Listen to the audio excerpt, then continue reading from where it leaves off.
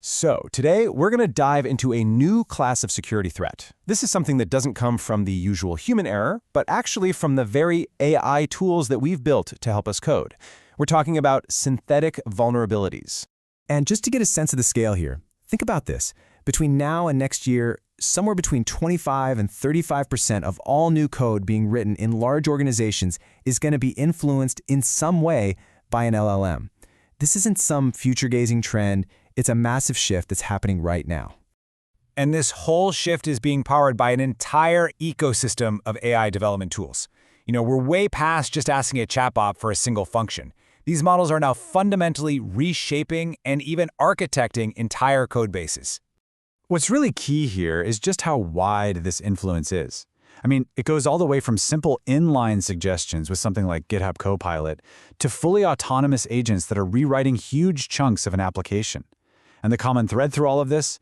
It's that large volumes of code are being produced with very little human oversight, often completely bypassing the normal security guardrails we've put in place. So it shouldn't be a huge surprise that this new way of creating code is also introducing totally new types of flaws.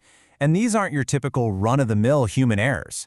We're looking at a class of weakness that seems to be unique to AI-generated code. Let's actually put a name to it, a synthetic vulnerability. And the crucial point to understand is that this code looks right. It's syntactically perfect, it runs, it seems to do exactly what you asked it to do. But just beneath that clean surface, it's hiding some really deep fundamental security flaws. And this table just illustrates the difference so perfectly. Human errors, they're often messy. You see typos, simple logic mistakes. They look like errors. Synthetic vulnerabilities are the complete opposite. They're clean, they're well commented, they look like an elegant solution to a problem. But while human errors tend to be lower severity bugs, these AI-generated flaws are disproportionately high severity. They only feel catastrophically when they're hit with adversarial input. This quote just captures the problem perfectly.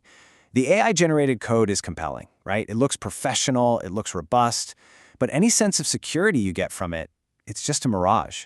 It's hiding a really fragile foundation.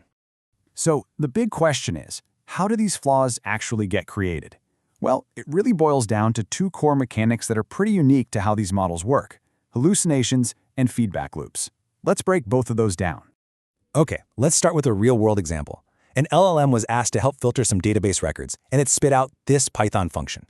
Now, at first glance, this looks great. It's clean, it's readable, it's using modern f-strings, it absolutely passes the initial visual inspection.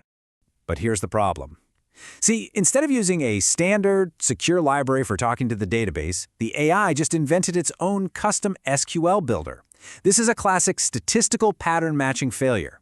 It generated code that looks like a solution, but in doing so, it created a textbook SQL injection vulnerability, because there's no input escaping or validation whatsoever.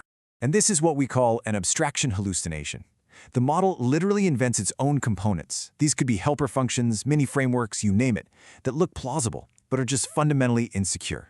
It creates a kind of security vacuum where you'd expect protection to be, but the implementation is either totally flawed or just doesn't exist at all. Now, the second mechanic is honestly even more concerning for the long term. It's called the Ouroboros effect, named after that ancient symbol of a snake eating its own tail. And it's exactly what it sounds like, a destructive feedback loop, where AI models are training on flawed AI-generated code, which causes them to learn, reproduce, and even amplify their own mistakes over time. The process itself is a pretty simple four-step cycle.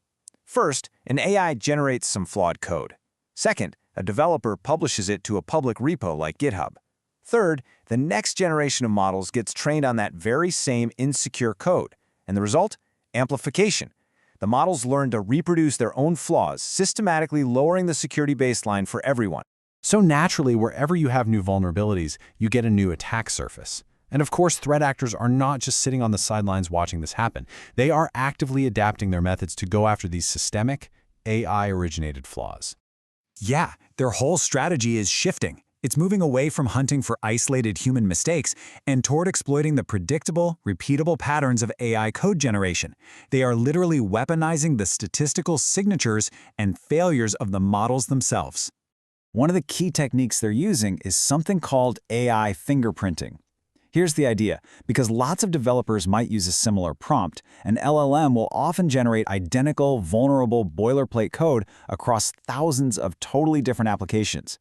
So attackers can just search for these unique AI code signatures, and what that means is a single exploit for one AI-generated snippet can now be scaled to attack countless systems all at once. And this leads us to another attack vector that leverages those abstraction hallucinations we talked about. It's called slop squatting. And it's a new and frankly a very efficient type of supply chain attack. So here's how it works. An attacker just monitors LLM outputs for package names that sound plausible but don't actually exist. Then, they quickly go and register that name on a public repository like PyPI or NPM and upload a malicious payload. Sometime later, a developer using an AI tool gets some code that depends on this hallucinated package. Because they trust the AI, they just pip install it, and just like that, the attacker's code is running in their environment. And this chart really brings the whole thing home. If you look at it, while human developers tend to create a higher volume of low to medium severity bugs, the LLMs are disproportionately generating the really bad stuff. We're talking high severity flaws like critical injection vulnerabilities and authentication bypasses. And that really leaves us here. Synthetic vulnerabilities, they aren't just a new kind of bug. They represent a new class of structural flaw. They're systemic. The big challenge for security teams is that our traditional static analysis tools, our SAS tools, often just can't see them. They're built to look for syntactic mistakes, not broken logic inside a hallucinated design. So if the code looks perfect, but it's dangerously broken, the real question becomes, how do we adapt to spot the illusion?